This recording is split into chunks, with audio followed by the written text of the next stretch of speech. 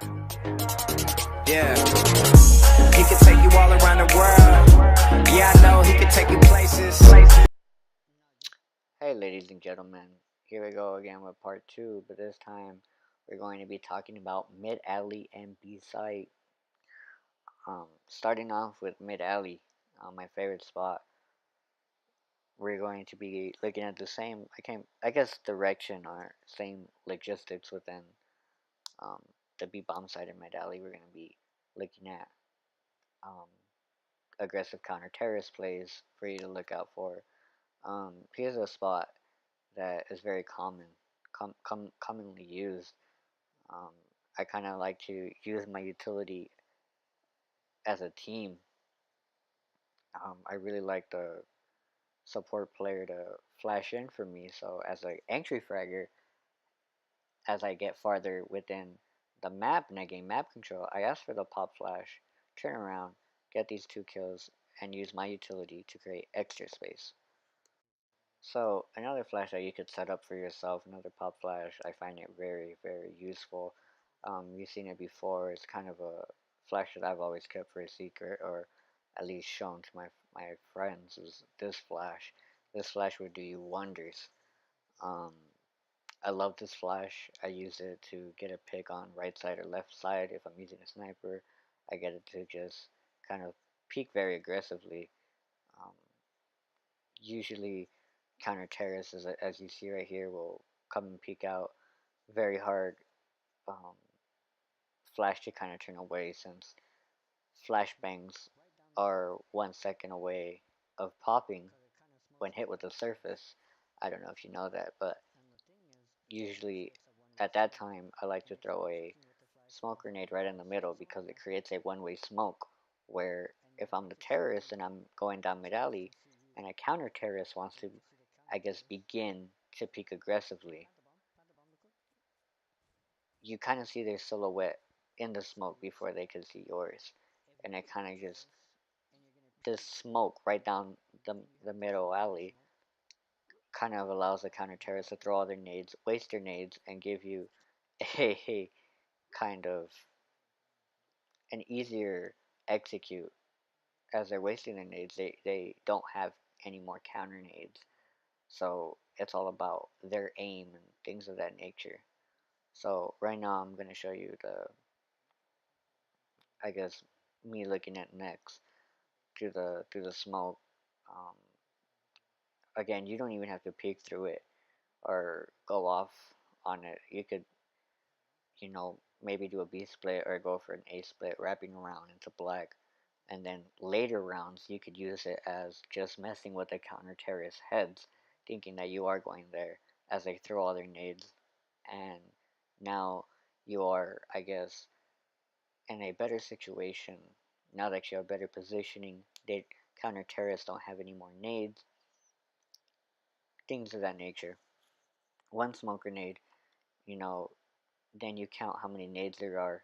2 nades from B bomb site. Now you know for sure there's at least 2 players on the B bomb site just to take into consideration. Maybe now you want to push into the B bomb site because now they don't have any nades. Now they can't chip the damage off of you when you're in glass or when you're trying to come out and stuff. Very good flash smoke combo and a good way to push up. Alright, so just another example of what I like to do is sometimes I kind of set my team up, because I don't snipe, but usually when I'm feeling very confident, I like to use this pop flash to gain the peeker's advantage or just the advantage of someone peeking, because counter terrorists will always have the advantage and will always have their crosshair first in mid alley compared to terrorists. So if you throw a flash, it's not supposed to. I mean, if you could flash them and then kill them, that's great. But the goal of this flash is to kind of throw away that peak. You know, you can use any of the flashes that I used. Um, as you flash, they're going to be looking away, and once they repeak, counter terrorists are giving each other head. No, once they repeak, your crosshair is in their body now, and now they're peeking into your crosshair. You're not peeking into their crosshair, which is very different and can set you up for the first pick.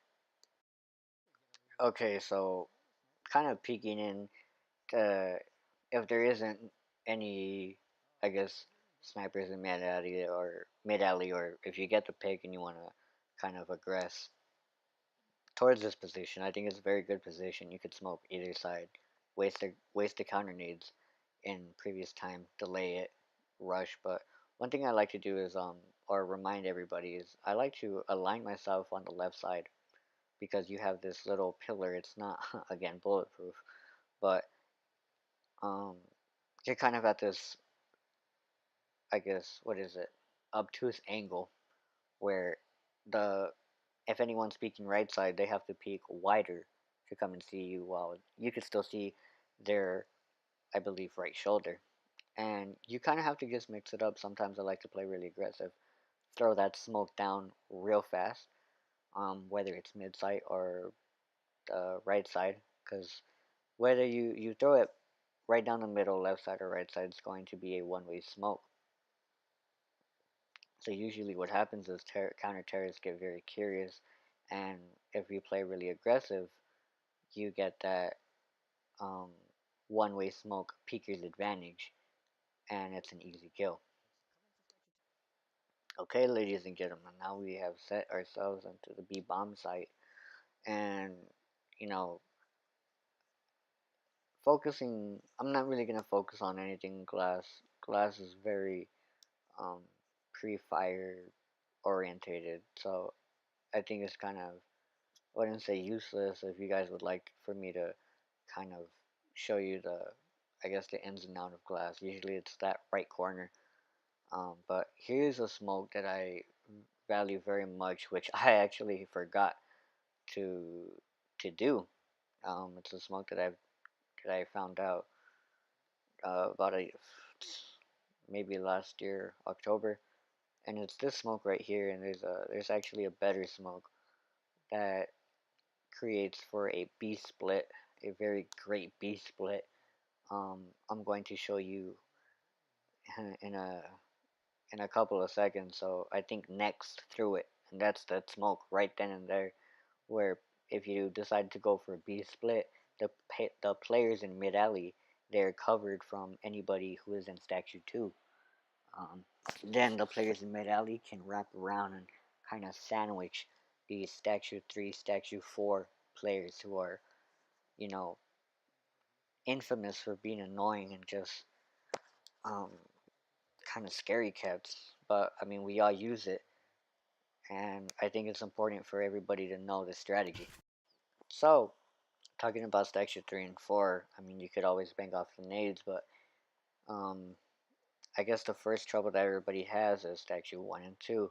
A lot of people stay in glass, kind of hope for someone to get a pick, very scared, very second guessing.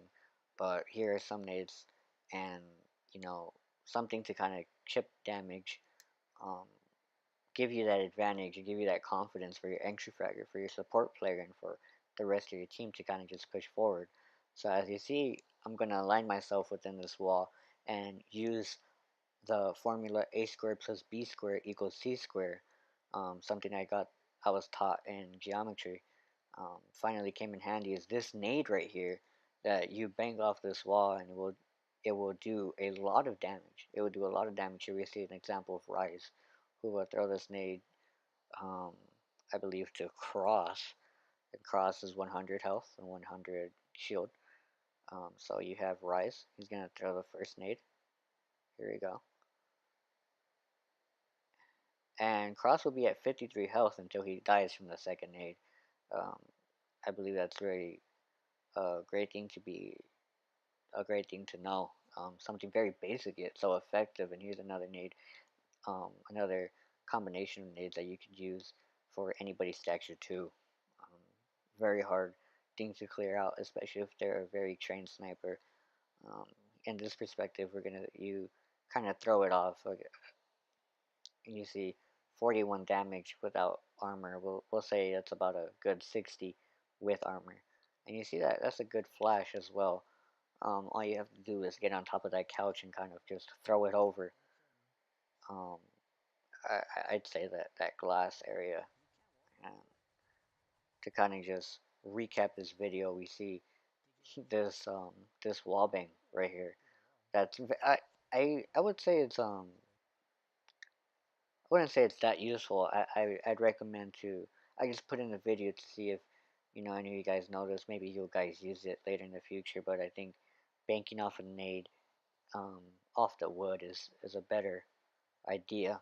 I really hope you enjoyed this T side of Legacy, and comment or share and tell me what what else I could touch upon. Thank you.